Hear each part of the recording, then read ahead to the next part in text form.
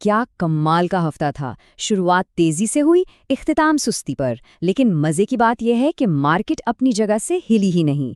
تو آئیے آج پاکستان اسٹاک ایکسچینج کے اسی دلچسپ ہفتے کے اتار چڑھاؤ کو سمجھنے کی کوشش کرتے ہیں. اچھا، تو اس پوری کہانی کو سمجھنے کے لیے ہم سب سے پہلے دیکھیں گے کہ مارکیٹ میں اتنے ملے جلے اشارے کیوں تھے. پھر اس سیکیورٹی والے معاملے کی بات کریں گے جس نے سب کو ہلا کر رکھ دیا. اس کے بعد معیشت کا ایک ہیلتھ چیک کریں گے، دیکھیں گے کہ سرمایہ کاروں کے لیے کیا حکمت عملی ہو سکتی ہیں، اور ہاں، آخر میں مستقبل پر بھی ایک نظر ڈالیں گے. تو ہوا یوں کہ ہفتے کا آغاز تو بڑا زبردست تھا.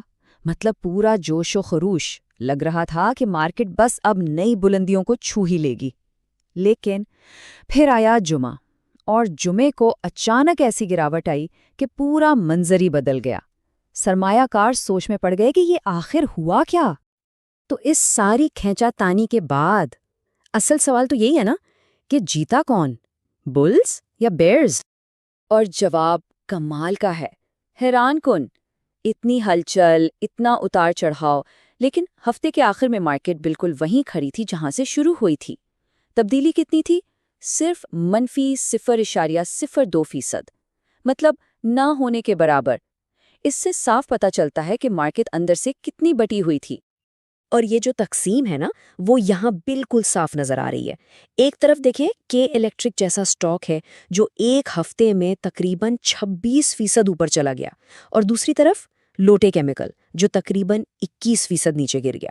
یہ بالکل ایسا ہے جیسے مارکیٹ کے اندر دو الگ الگ کہانیاں چل رہی ہوں. تو آخر اس اتار چڑھاؤ کے پیچھے تھا کیا؟ اصل وجہ ہفتے کے آخر میں سامنے آئی، اور اس کا تعلق تھا ایک بہت بڑے کان کنی کے منصوبے سے جڑے سیکیورٹی خدشات سے. چلیں اس کو ذرا تفصیل سے دیکھتے ہیں. ہوا یہ کہ جمعے کو مارکیٹ میں فروخت کا دباؤ اچانک بڑھ گیا. کیوں؟ کیونکہ دنیا کی ایک بہت بڑی کان کنی کمپنی بیرک گولڈ نے ایک بیان جاری کر دیا. انہوں نے پاکستان کی سیکیورٹی صورتحال پر تشویش کا اظہار کیا، اور خیر اشارہ دے دیا کہ شاید وہ یہاں اپنی سرمایہ کاری کے بارے میں دوبارہ سوچیں.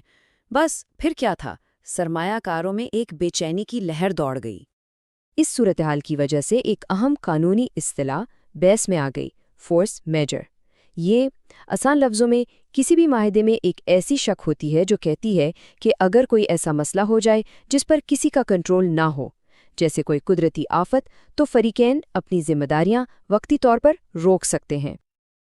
لیکن جیسا کہتے ہیں، ہر بحران میں ایک موقع بھی چھپا ہوتا ہے، اور بالکل ایسا ہی نکتہ تجزیہ کار ارسلان سومرو نے اٹھایا.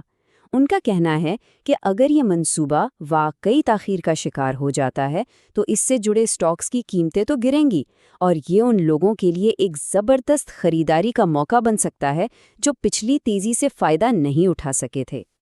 لیکن سوال یہ ہے کہ کیا صرف سیکیورٹی کی خبریں ہی پوری تصویر ہیں؟ بالکل نہیں.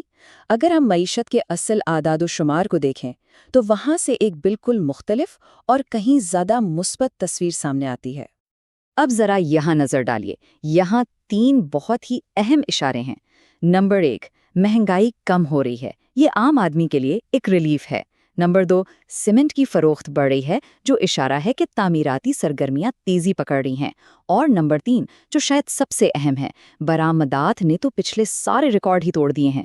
یہ تینوں چیزیں مل کر معاشیت کی مضبوطی دکھا رہی ہیں. اور اگر ہم سیمنٹ کے اعداد و شمار میں تھوڑا اور گہرائی میں جائیں تو ایک دلچسپ چیز سامنے آتی ہے.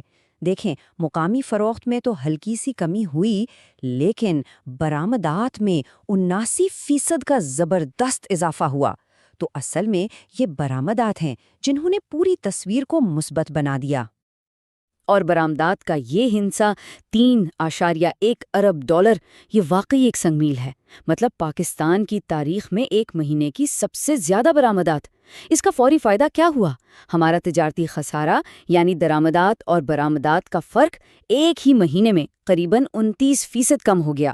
یہ ملکی معیشت کے لیے ایک بہت بڑی جیت ہے.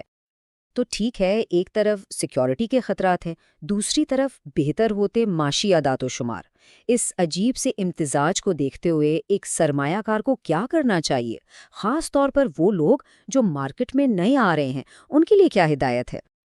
देखें, इस माहौल में माहिरीन का सबसे अहम मशवरा एक लफ्ज़ में है, सब्र। जैसा कि अरसलान सोमरू ने भी जोर दिया कि ये मार्केट 2-3 महीने में पैसा बनाने वालों के लिए नहीं है। यहाँ अगर कामयाब होना है तो कम से कम 2 से 4 साल का जहन बना के आना होगा। अच्छा, तो इस तवील मुद्दती सोच को अमली जामा कैसे पहनाएं? यहाँ एक 4 नुकाती हिकमत अमली दी गई है। पहला कदम, अपना पैसा कम से कम 4 से 6 अलग-अलग स्टॉक्स में लगाएं ताकि रिस्क फैल जाए। दूसरा कदम, तवज्जो बड़ी और मजबूत कंपनियों पर रखें जिन्हें ब्लू चिप कहते हैं। तीसरा कदम, ऐसी कंपनियां ढूंढें जो 5 से 7% तक मुनाफा यानी डिविडेंड देती हों।